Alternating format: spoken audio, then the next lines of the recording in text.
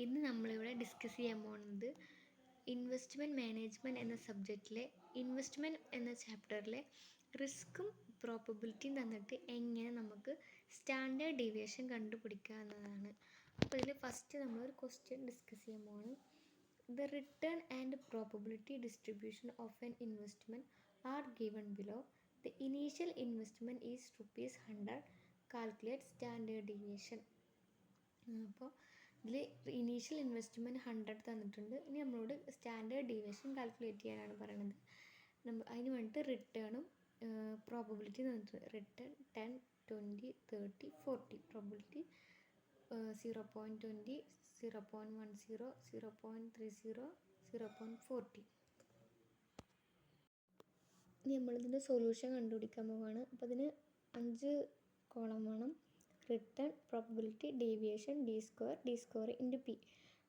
Return നമുക്ക് ക്വസ്റ്റ്യനിലുണ്ട്, പ്രോബബിലിറ്റിയും ക്വസ്റ്റ്യനിലുണ്ട്. നമ്മൾ deviation കണ്ടുപിടിക്കണം. ഡീവിയേഷൻ കണ്ടുപിടിക്കുന്നതിന് മുന്നേ നമ്മൾ ഇതിൻ്റെ അരിത്തമാറ്റിക് മീൻ ടോട്ടൽ കണ്ടുപിടിക്കണം. അതായത് 10 + 20, 30, 40 ഇത് മൊത്തം ടോട്ടൽ ചെയ്താൽ നമുക്ക് 100 കിട്ടും.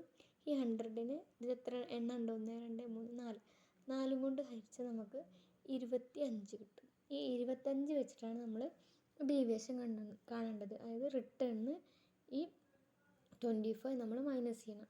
10 - 25 - 15, 20 - 25 - 5, 30 - 25 5, 40 - 25 15.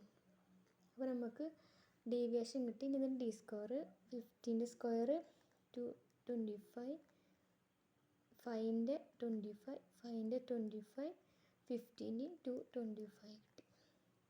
ഈ ഡി സ്ക്വയർ ഇൻറ്റു പി. ഇനി ഇതിനെ ഇതുകൊണ്ട് മൾട്ടിപ്ലൈ ചെയ്യാം. പി ഡി സ്ക്വയർ 225ന് 0.2 കൊണ്ട് മൾട്ടിപ്ലൈ ചെയ്താൽ 45, 0.3ന് 25 കൊണ്ട് 7.5, 0.4ന് 25 കൊണ്ട് 10, 0.1ന് 225 കൊണ്ട് മൾട്ടിപ്ലൈ ചെയ്താൽ 22.50.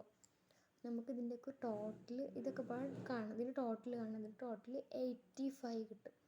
ഈ 85 എന്ന് പറയുന്നതാണ് നമ്മുടെ വേരിയൻസ്, സിഗ്മ സ്ക്വയർ വേരിയൻസ്. ഇനി സ്റ്റാൻഡേർഡ് ഡീവിയേഷൻ എന്ന് പറഞ്ഞാൽ ഈ വേരിയൻസിൻ്റെ സ്ക്വയർ റൂട്ടാണ്.